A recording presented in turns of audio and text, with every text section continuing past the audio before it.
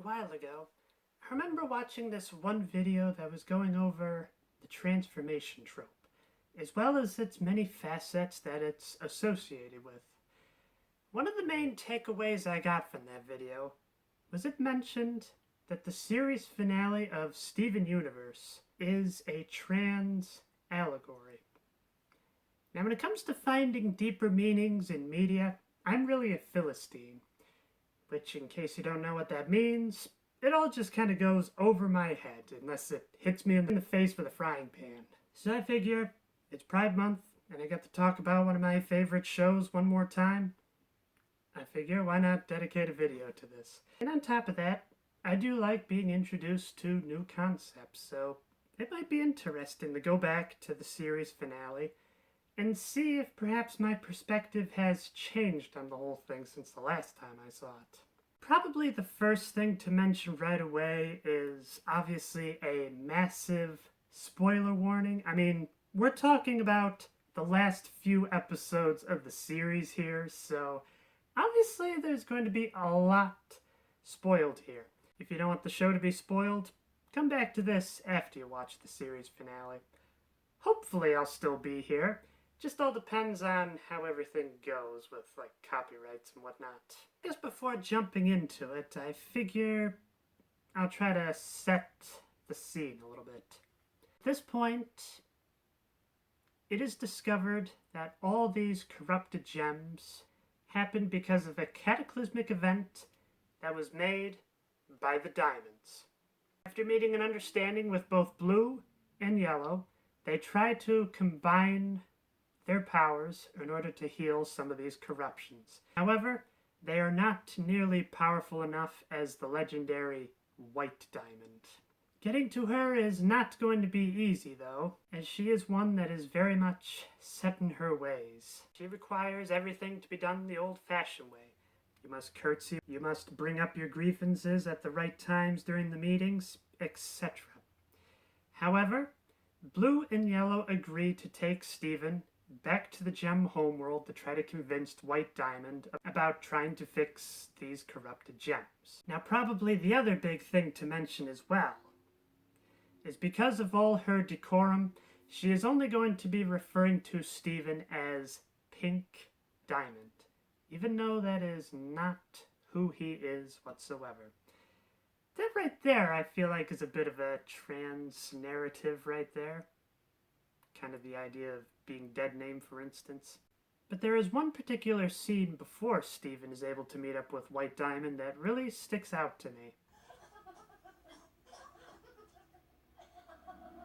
Not sure if this is everybody's experience when it came to transitioning, but I remember for like the first month or two, I honestly had a lot of nightmares about reverting back to the way I was before. And so this scene really strikes a chord with me as something that at least I have felt as part of the trans experience. Unable to get a formal meeting, Steven figures he will throw a ball to get all the diamonds together. Steven puts up with all the stiff rules that White Diamond put into place. However, White Diamond does not show up. With nothing left to lose, Connie figures, why not a dance? Seems harmless enough, until they accidentally fuse. This greatly upsets the White Diamond's liaison. Yellow Diamond then, I believe the technical term is, poofs all the other crystal gems. When Blue Diamond puts them in prison, anticipating the White Diamond's will. With no other means of escape, Steven projects himself into a watermelon alter ego. This is something that's happened a few times on the show. While on the same planet, it's still quite a journey. When all hope is lost, Lion comes in for the rescue. Lion then brings Steven back to the reserves. The group gets the message when Steven has another nightmare. This, I think, is even more powerful than the hair scene earlier. Once again, that feels pretty reminiscent to the fear of reverting. Awake, Blue Diamond gives Steven a lashing out. They are to be locked in this place until they apologize for ruining the ball. Steven, however, refuses to apologize for being himself. It's not normal to lock people away and then make them cry for being themselves. Blue realizes she is doing the same thing that White had been doing to her for years. Through this, Blue realizes that she is the one in the wrong and sets them free. Before they can escape, they have to collect the other gems from Yellow Diamond. She doesn't give up so easily, saying they must set an example for the rest of the gems. Blue doesn't take it, and the pair fight. In the scuffle, Steven and Connie grab the gems and free them. Yellow throws a great blow onto Blue when Steven steps in. You don't have to do this! Yes, I do! This is what White Diamond expects of all of us. We all must make sacrifices for the sake of our perfect empire. Even Steven knows this is not perfect. From there, Yellow yields and takes the group back to Pink's ship. However, White intercepts them with her liaison. Then, White's ship merges with Pink's. It seems White Diamond is about to win when the reserves come in for assistance. White is then down for the count when the liaison threatens them with horrible punishment. The Diamonds try and convince Steven to leave, but he is tired of fighting. Instead, he wants to open the lines of communication. Though the Diamonds know that White does not want to hear that her world isn't perfect. Each of the Diamonds, as well as Steven, has the ability to maneuver their ship in such a way to hold the head of White Diamond still. While she is there with nothing to do but to listen, Yellow goes first. She wants acknowledgement for all her hard work she's had throughout these millennia. Blue wants everybody to get together again, and Steven wants to start the healing. It's here that White uses her power and possesses Yellow and Blue. In escaping, the crystal gems are almost lost when Steven pursues. He then fuses with each one of them to awaken them. As a fan, I just simply found this amazing when I saw it for the first time. Up to this point, all we just ever saw was smoky quartz, but here we go, we got 2 more fusions. The plan is to make it to the head. However, Sunstone is not strong enough for this, so they all fuse together to create obsidian. Not to be confused with the Fallout New Vegas creators. They slowly make their way up to the top when White Diamond collapses the fusion. Thankfully, this is enough to make it to the head. So far, I feel like there's quite a lot that could be read into this. Let's maybe go under the idea that Steven is coming out as trans to White Diamond. It would make sense that he would want to have his closest friends to be able to help out with this. In fact, it is very much necessary to even get in the White Diamond's head in the first place. Negotiations go horribly, and the gems become assimilated. White tells Steven she has removed their flaws. Now they are the same as her.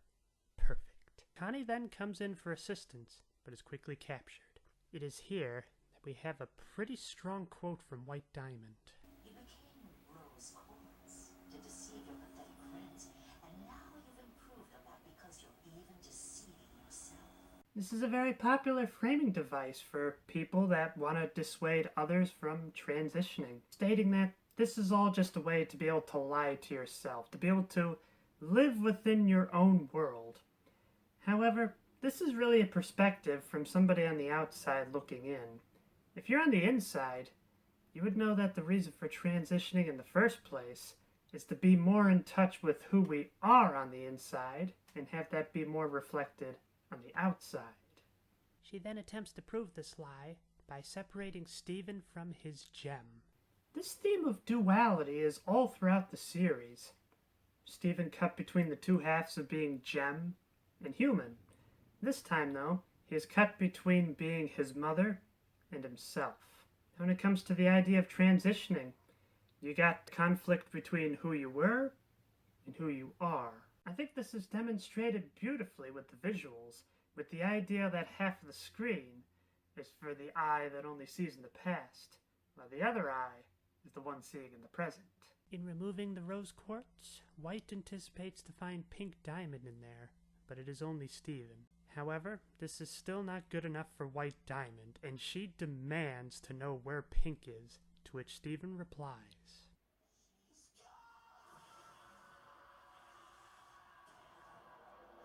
A very powerful phrase.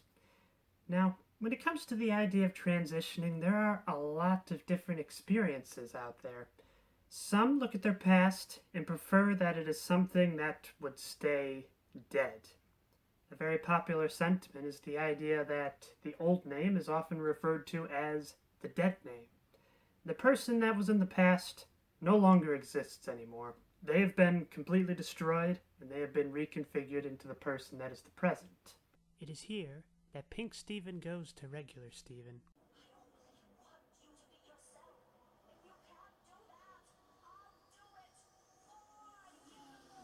Once again, another very popular sentiment when it comes to those trying to prevent others from transitioning. It seems like there is always somebody that knows everything, and they're doing this for the best of somebody else. But at the end of the day, who knows you better than yourself? Despite White trying her best to corrupt him, he slowly and resolutely marches to his present self. With Connie's help, they are able to embrace and become one once again. I feel like that is very striking imagery. The idea that we are not our past and we are not a present. Instead, we are a combination of both.